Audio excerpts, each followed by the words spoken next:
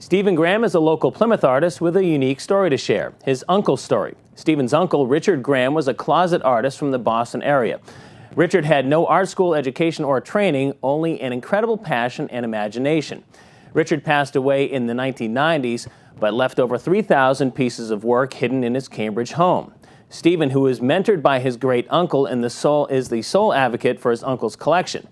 The Massachusetts Art Institute came across Richard's work through Stephen and is purchasing pieces to use as teaching tools in their classes and to display in their galleries. PCN spoke with Stephen about the collection, his family, and the endless journey of Richard Graham art.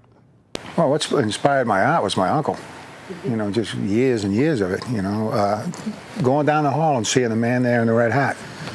All my life growing up, I'd see some of his pictures all over the place, you know. There was a lot of his work, you know, like the George Washington hand woodcuts and things like that were around the house that were decorative. Because most of you have seen some of his work, the more abstract. My family was understandable, but they said, I don't want that stuff on the, you know, on the walls. In order to make him have a fair shot at what the art world is, I need to have all his work in one spot. And then perhaps someone might look it over and find some merit in it. He lived on Dudley Street in Cambridge. I worked at a place called Brown and Wales Steel. It's a big steel mill that went under. And I would go over there on my bicycle as a teenager, pick up his notes, and then go up in the Harvard Square at Huntington Avenue. And there would be some art stores there, I forget the names. And I'd go in there with his list and stuff like that, which I couldn't pronounce half the things on it. Pick up this brush, pick up that, pick up this, and then I'd say, I'll see you back at Nana's and stuff. So I got to learn how to pronounce things, you know, phthalo-cyanide blue and things like that, alizarin crimson, so that when I would go and get my own stuff, I'd know what it was.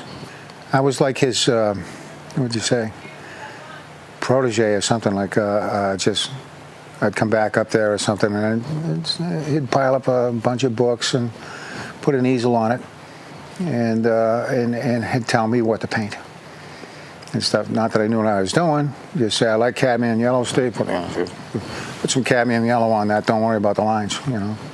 He'd say, Stephen, put the Beatles away. The classical music will take you further in life than any of that rock and roll stuff. You know, we'd just sit up there talking to rain and all that, and today, even later tonight, I'll be listening to 13th century Italian lute music. But I do because of him. It reminds me of him. It reminds me of that house, that classical in the house. Checker game. The guy in the upper right-hand corner is my great uncle. That's Bill. And I'm sure these are some of the guys that were hung out in the corner with my Uncle Robert. And you can see them cheating. He's grabbing a piece over here. You know what I mean? While he's looking at this guy, he's slipping a few pieces away, and this guy's unconscious, you know. But I think that's sort of a Van Gogh thing, sort of a Van Gogh type thing, but that was done for my uncle for a Christmas present. At the steel mills, they used to use cats to mouse the place, you know, with and he'd take me inside there and say, you don't want to take one of these cats home? Your mother will kill you. So I just think Richard brought that up there just out of a comedy. Did that, something for my grandmother, and say, hey, Grace, here's another cat for you. You know, he had an uncanny ability of grabbing somebody in his face. My grandmother used to say, no one does eyes like Richard. No one. For instance, in this boy, he's not too concerned with the background, but he is with those eyes. He'll freeze you right. I think he'd stop you right in your tracks there if you look at those eyes. But he doesn't seem to be too concerned with the rest of it. He catches your face, and I think that if that boy isn't looking right at you, this was done in '93, and he was dead. Let's see, not too long after that. This is the north end. You can see the sort of the structure of Boston. And you can see way down the end there, at the end of the train, that the sky's on fire. And he's hoping that she can on a train to go to hell with these guys, you know. You want to join her? There's a seat for you to get in. The way my father was really an art critic. But when he saw that, he said, are you kidding me?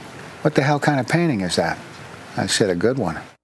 If you're going to be an artist or something, I think you got to think about it here and here. And I think you got to really want it, you know. The hell with Google. I mean, this stuff comes all the way up from the cave boys, you know what I mean? So draw, paint, grab something, draw on a wall, draw on your face, but draw. I think, you know, even guilty myself, where you can think too much. And like Richard said, don't think. The hell with it. The hell with the lines. Draw, paint.